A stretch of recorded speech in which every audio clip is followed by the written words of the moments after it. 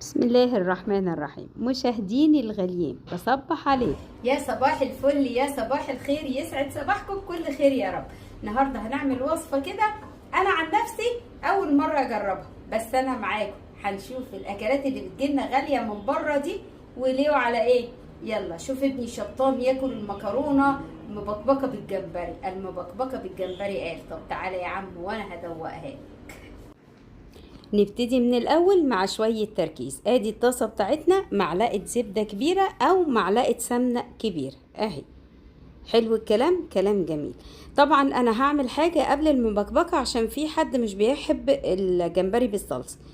هعمل حاجه وبعدين نعمل المبكبكه على طول. دي نص بصلايه مفريه، وخلي النص التاني هنعوزه شويه جمبري، وانتي وامكانياتك تحطي ربع، تحطي نص، تحطي كيلو، انتي حره. انا حاطه ربع كيلو جمبري بس من الغالي. الجمبري ده جايباه قبل العيد ب 350 جنيه، جايبه النص كيلو ب 175 جنيه. فخدت ربع اهو، وربع هحطه في المبكبكه. حطيت فص توم مهروس، ملح، فلفل اسود، وشوية بهارات صغيرين خالص. حتة الجنزبيلة الحلوة دي شايلاها في التلاجة في الفريزر، خدت منها بشرت سن. شوية فلفل، وانتي وراحتك تحبيه حامي بارد براحتك، بس الحامي حاجة تحفة. سنة بقدونس، ايوه، كرفس، جزراية مبشورة. كل الحاجات اللي جهزتها انا قسمتها على 2، ودول شوية كاليماري، وشوية او صبيت وبكلاويز لو موجودين، دول اضافة من عندي، مش موجودين بنكتفي بالجمبري. شوحت كل ده حلو قوي لحد ما بقى لونه كده اورنج زي ما انتوا شايفين. ريحته طالعه خرافه ما حصلتش. وعشان ما تنسيش البهارات، وعشان انا اتلخبطت هكتبها لك في اول تعليق. بصي بقى ست الكل، بنقلب الحاجات دي ونشوحها كويس جدا جدا جدا، واديتها كوبايه لبن. كل اللي انا محتاجاه كوبايتين لبن. كوبايه نزلت كده هتغلي، الكوبايه التانية هحطها في بوله واحط عليها معلقه كبيره دقيق، معلقه واحده فقط، وهقلبها بس يا باشا. وهنزل بيها على الخليط ده. خليط خد غلوتين اهو. تقليبه بقى حلوه بسرعه عشان هيتقل. ولو تقل منك زيادة عن اللزوم تقدري تديله نص كوباية مية. وادي المكرونة بتاعتي، اخترتها مكرونة وادعة عشان تكون مناسبة للوصفة، وسلقتها وحطيتها بس يا باشا. ادي باستا سي فود بكل بساطة، وبعيد عن اي الحركات اللي بيقولك عليها واللي توديها في حتة تانية. مش عايزين نوديها في حتة تانية، احنا عايزين ناكلها، عايزينها هنا في البيت عندنا وناكلها. نوديها في حتة تانية ليه؟ ليه ان شاء الله. فهي هي دي المكونات بس. يلا بقى نعمل المبكبكة. طاسة كبيرة حطيت فيها معلقة سمنة او زبدة، ولازم هنحط زيت.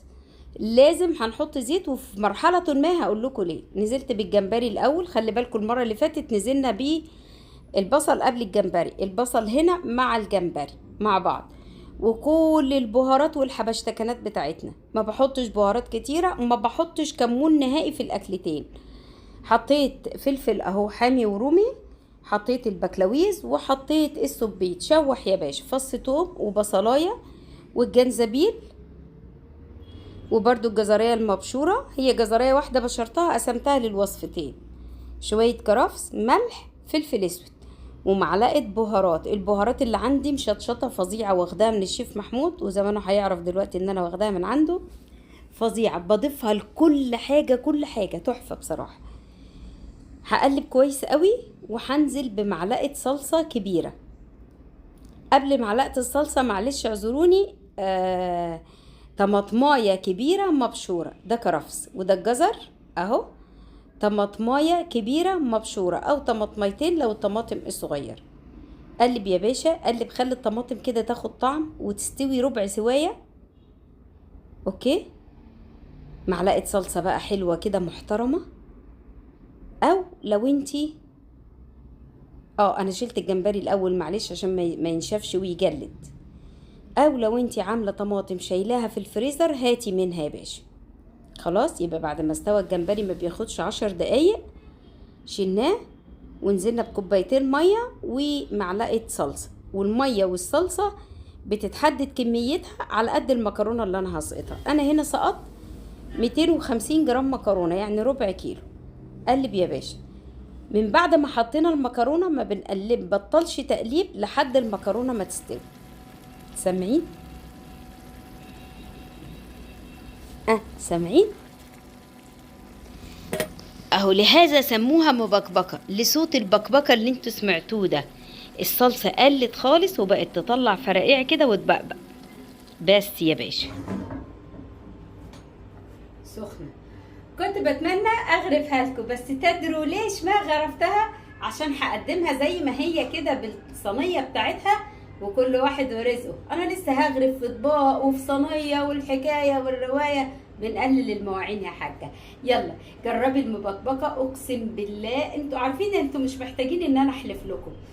ريحتها تحفه، ولا زفاره بقى ولا ريحه معرفش ايه. بس المهم اعملي الخطوات زي ما قلت لك بالظبط، وان شاء الله هتعجبك. السلام عليكم ورحمه الله وبركاته. استني، انت ماشيه من غير ما تعملي لاختك حنونه لايك؟ طب وتكتبي لي كمان تعليق.